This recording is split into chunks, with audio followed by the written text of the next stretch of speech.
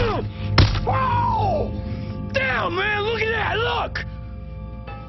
Whew! That's messed up. This is literally just my film history assignment. It's my final that I didn't know was due until 3 hours before the due date. So, yeah, my biggest assignment was made in like 2 hours. Wait. It's gonna show. Not only that, it was not intended for, the YouTube audience. It was not supposed to be uploaded to YouTube at all.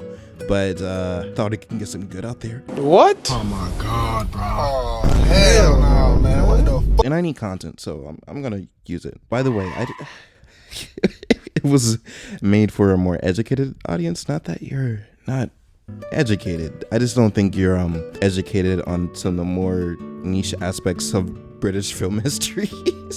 Even though I'm not even British, I kind of learned all this in a crash course, throughout the semester.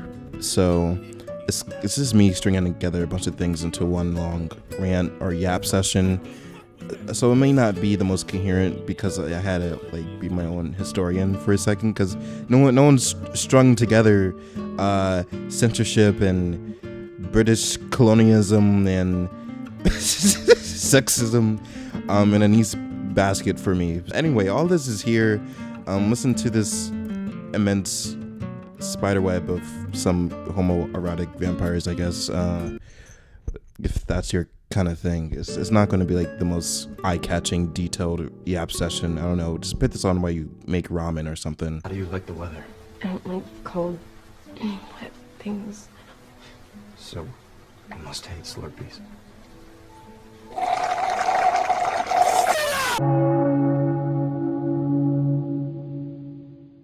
Vampire Lovers is a Hammer film production from the 1970s. It's a British film, but I'm also going to be looking into the American history around this time period alongside the UK's history, because I believe both are equally as important to understanding not only the history of how this film was made, but the cultural impact it had as a total. It's important to note that this film is technically adaptation or interpretation of the original 1872 novel Cornelia, but I haven't read it, and I probably will not for a long time, not right now, because that's not what this video is about. This video is about the history of how the Vampire Lovers, a lesbian, very overtly sexual film, was able to not only be released in 1970, where the decriminalization of homosexual acts was just put in place.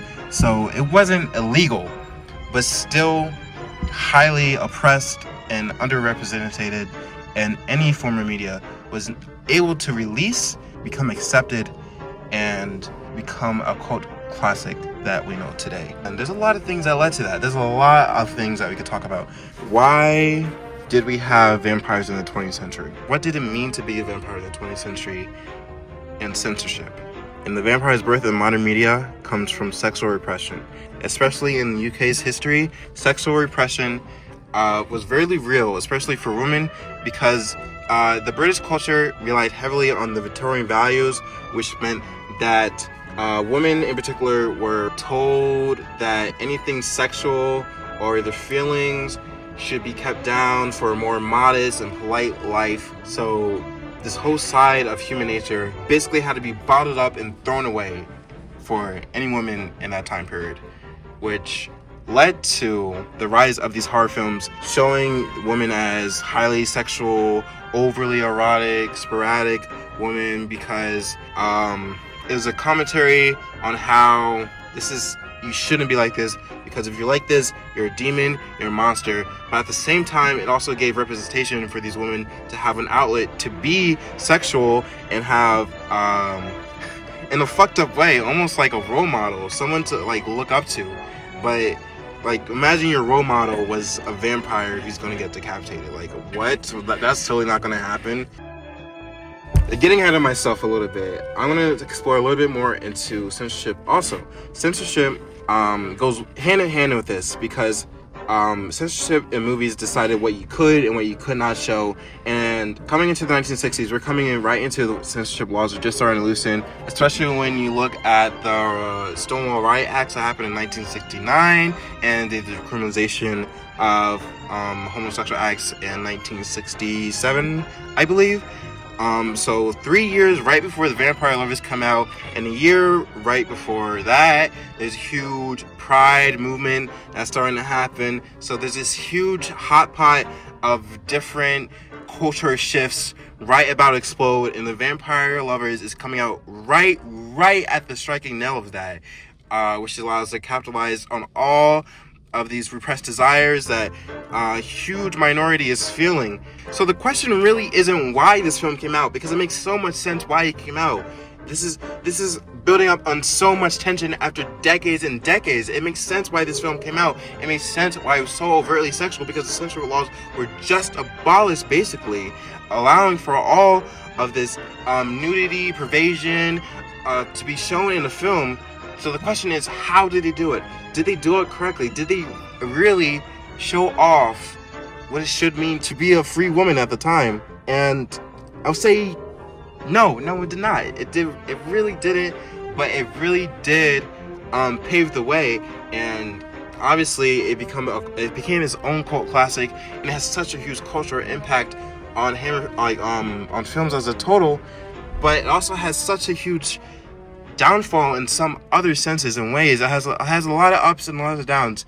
I see a lot of the good and a lot of the bad of this movie can all be seen in this one scene right here. Turn down the lamp.